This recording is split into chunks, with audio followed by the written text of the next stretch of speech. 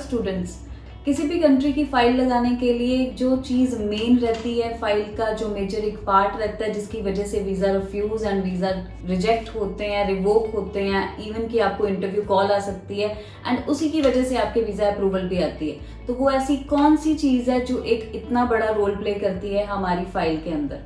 तो वो है SOP. SOP means statement of purpose.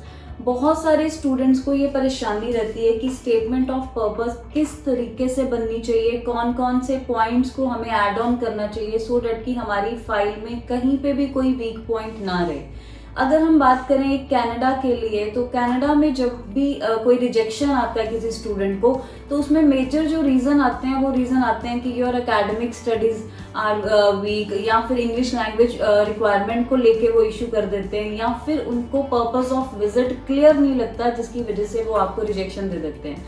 सो ये रीज़न कैसे हमें अपने आप को जस्टिफाई करना है, प्रूव करना है कि अगर हम पढ़ने के लिए जा रहे हैं तो वापस आएंगे, क्यों पढ़ने जा रहे हैं, क्या हमारे करियर गोल्स हैं, क्या हम फ्यूचर गोल्स के साथ अप्लाई करना चाहते हैं, तो ये सारे पॉइंट्स एक एसओपी में मेंशन होने चाहिए।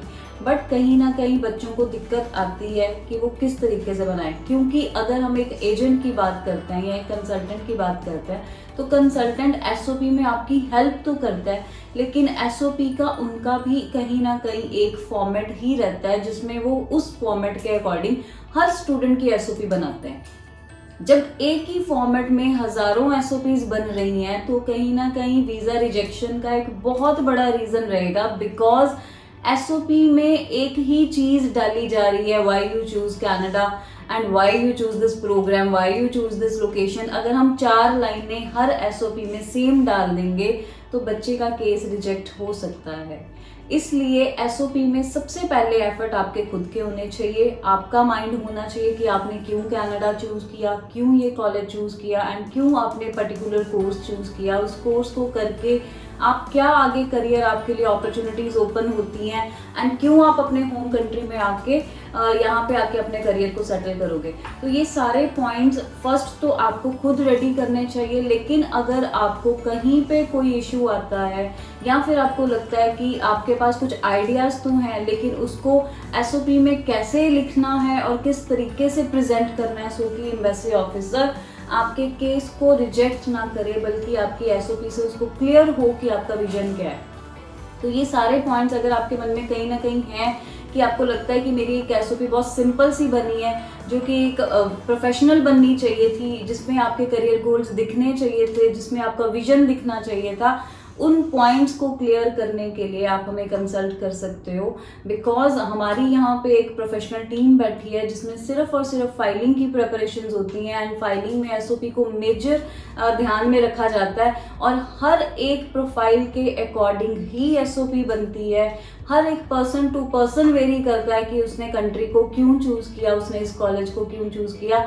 उसी को बच्चे को सामने बिठा के उसकी तैयारी कराई जाती है। जो बच्चे नहीं आ सकते उनसे फोन पे पूछ के पूरी एसओपी बनती है। सो अगर आपके माइंड में जरा सा भी डाउट है एसओपी को लेके या कनाडा की फाइलिंग को लेके, आप हमें जरूर कंसल्ट कर सकते हो हमारे कांटेक्ट नंबर पे। अदरवाइज अगर आप जलंधर ऑफिस विजिट करना चाहते हो तो विजिट भी कर सकते हो। सेकंड हम बात करते हैं यूके की एसओपी के रिगार्डिंग।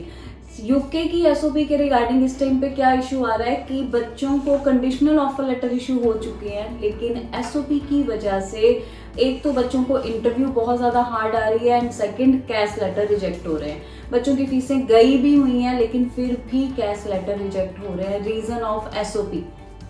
एजेंट ने एसओपी बहुत अच्छी बनाई एंड आपकी यूनिवर्सिटी को चली गई कैश लेटर के लिए, लेकिन जब बच्चे की इंटरव्यू हो रही है तो बच्चों को एसओपी में जो क्या लिखा है बच्चों को कुछ भी नहीं पता कि उनकी एसओपी में क्या एक्सप्लेन किया जा रहा है, जिसकी वजह से कैश लेटर रिजेक्ट हो रहे हैं। सो पहली चीज़, जैसे कि मैंने पहले बताया कि खुद स्टडी करो कि आप पढ़ना क्यों चाहते हो। एटलीस्ट अपने एजेंट या कंसल्टेंट को ये बताओ ज़रूर कि आपकी एसओपी में ये ऐड ऑन करें पॉइंट्स जो आपके माइंड में है। सेकंड, जो उन्होंने बनाई वो आप एटलीस्ट स्टडी ज़रूर करो सो डैट कि जब इंटरव्यू आए तो आपको पता हो कि आपकी एसओपी में क्या मेंशन किया गया है।